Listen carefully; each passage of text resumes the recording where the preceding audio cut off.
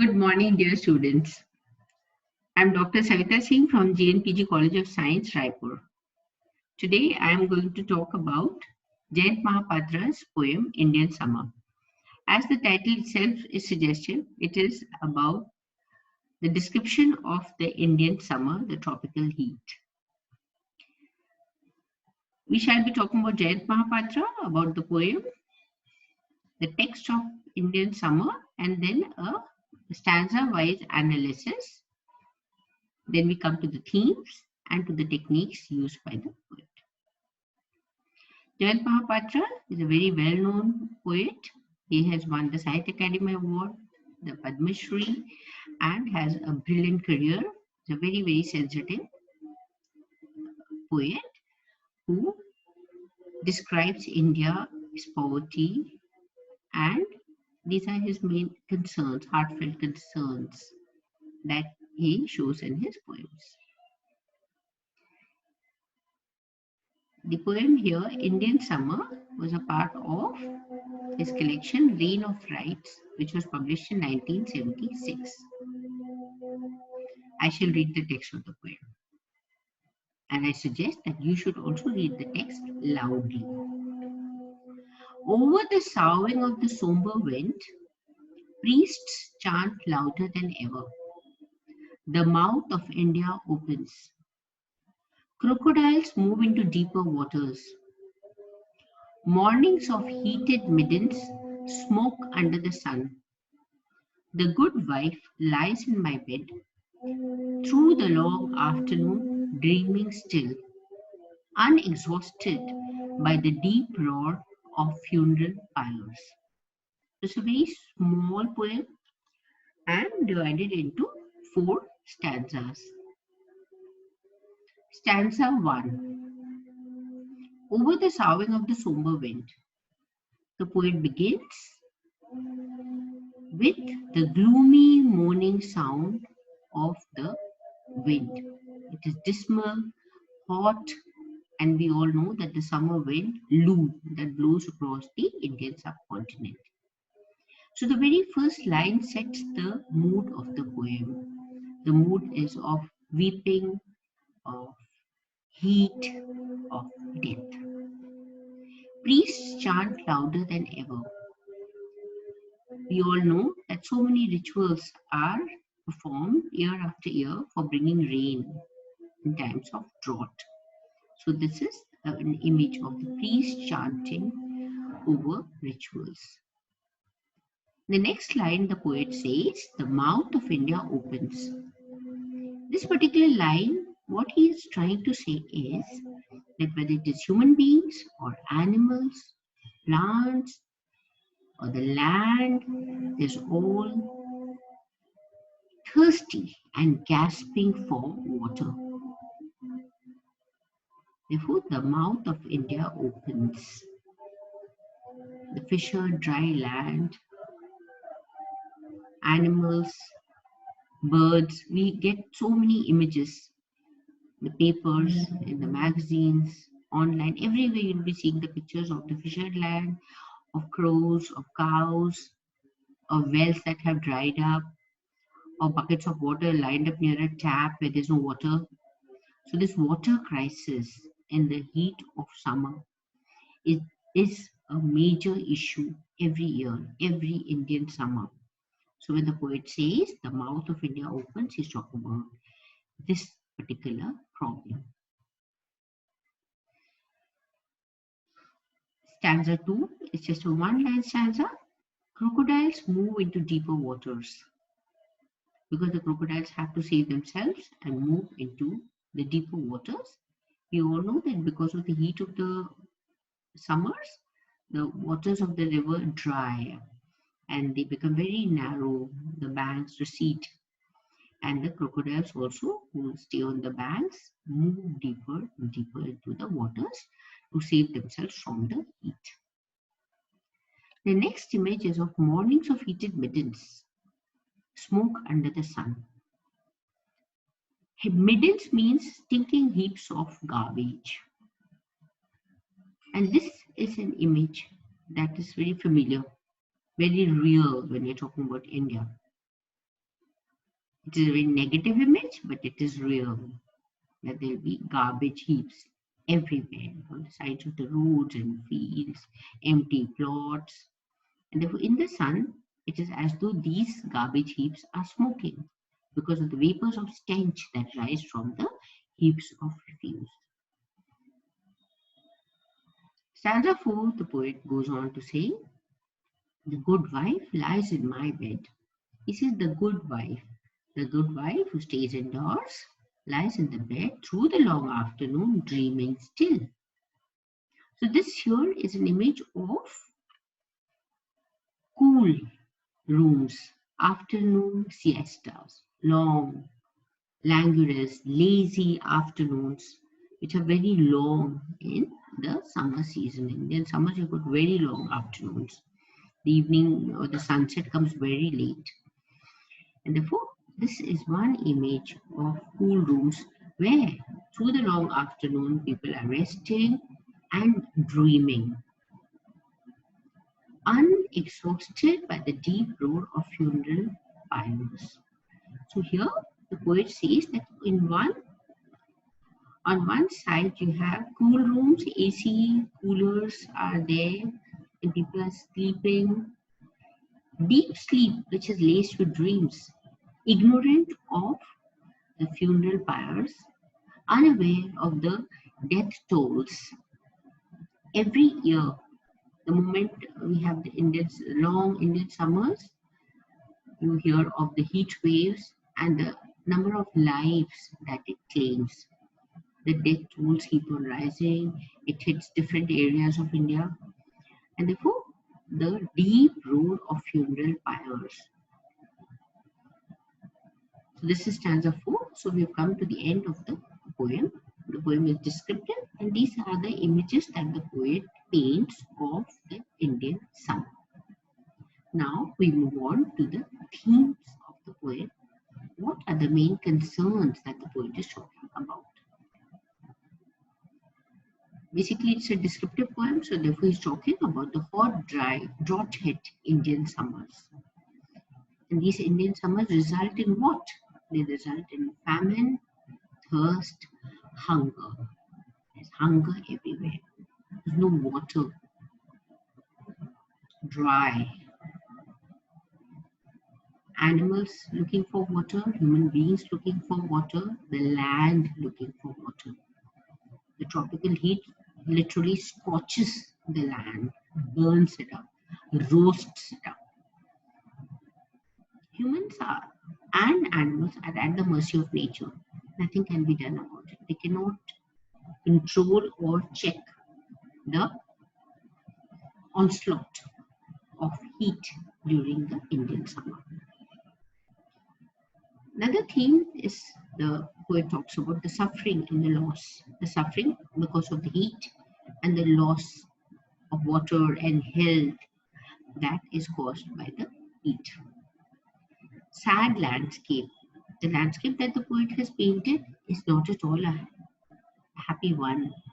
On one side you've got the loo, then you have got the middens, then you've got the funeral pyres.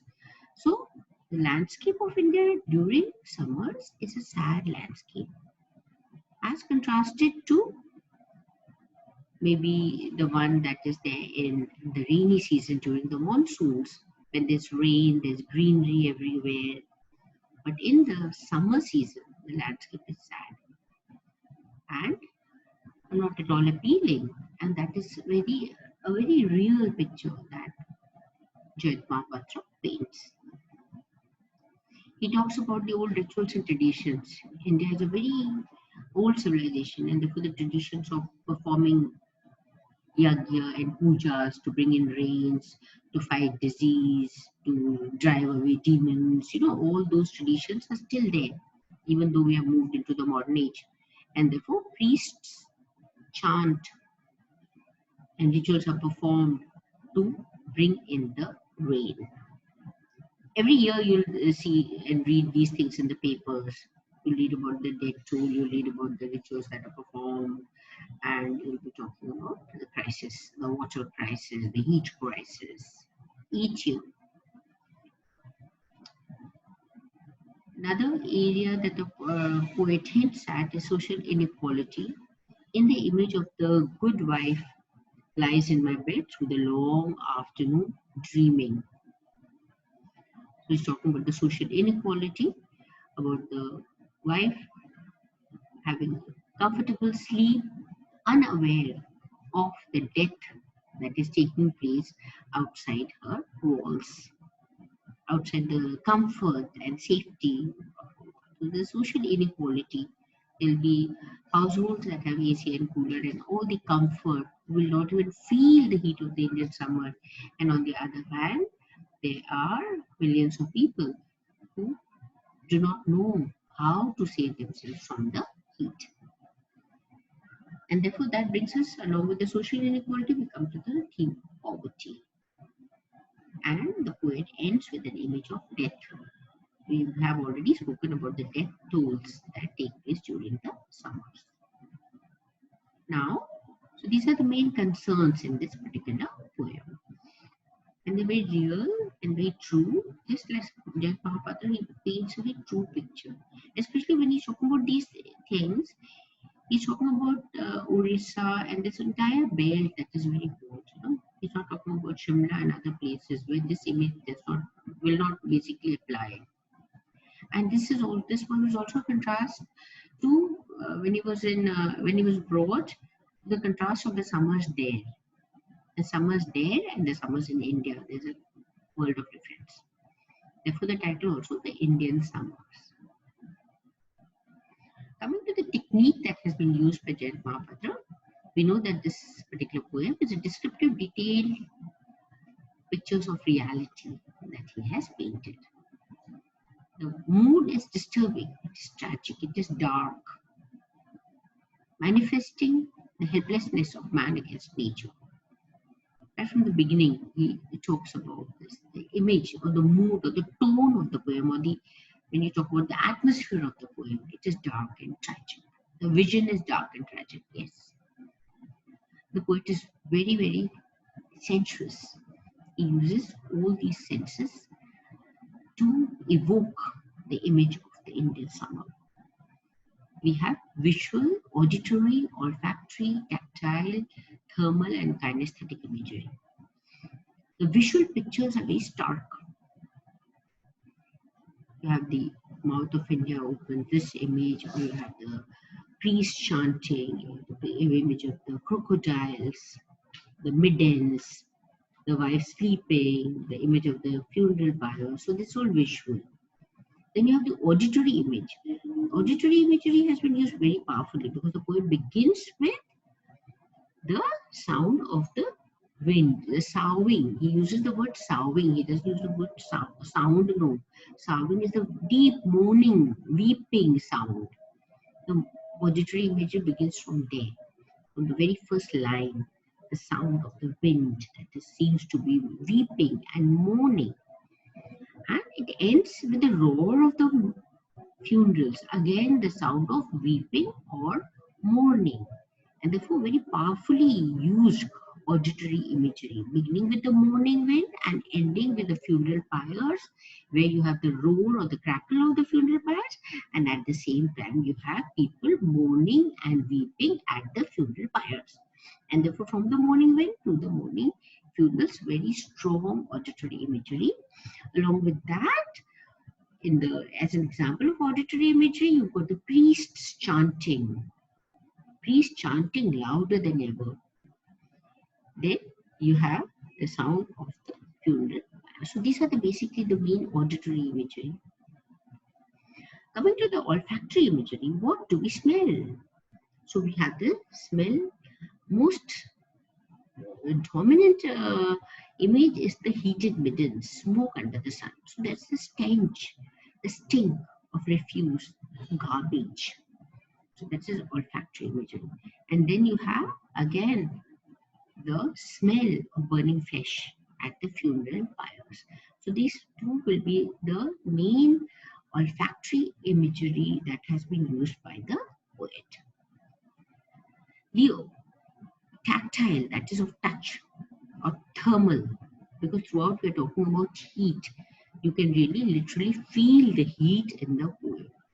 The heat of the Indian summer can be felt. That is the tactile and thermal imagery. Moving on, we have come to the kinesthetic imagery. Kinesthetic imagery means it is a movement. So the poem is moving. Each line, each word moves. Right from the beginning, when you have the movement of the wind, you have the movement of the mouth of India opening. You have the crocodiles moving into deeper waters.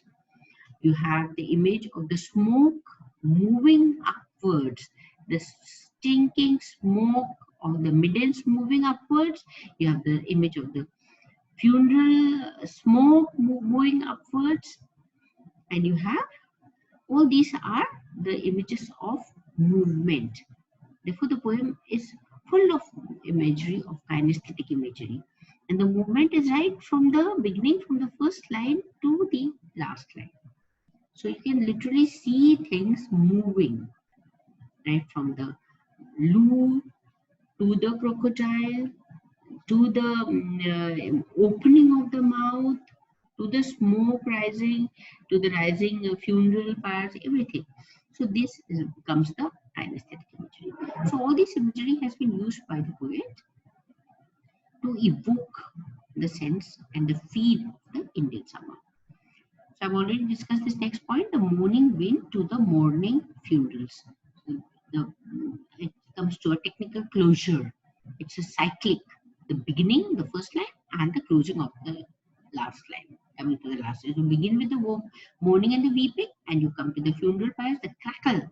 You have the when you use the word deep roar, he doesn't here use the word mourning, but we know that with the sound of the crackling funeral pyres, the people who are standing there are weeping and mourning at the death of loved ones. And therefore, the mourning and the mourning come together. The cycle is complete, completing the dark and the tragic and the sad image of the summer, of the land itself. Then we come to the open mouth image. That is a very, very powerful image. It is as though the human beings, animals, the trees, the land itself, the fissured landscape. You keep on seeing those images of the land that is cracked because of the heat, because of not a drop of rain during the long summers. So therefore, that is again very powerful image. On the other side, this dreaming and stark reality of death. The image of dreaming still, and in the next line, the deep roar of the funeral pyres. This again brings out the contrast. So this is again a very dominant or a very evocative image of to bring out the contrast. The dreaming, unaware of the death toll and stark reality of death. So this poem is technically perfect. It covers many aspects and goes into great details about the description of the Indian summer and the effect of the Indian summer of on life of animals, on life of the land, on life of human beings. Thank you so much.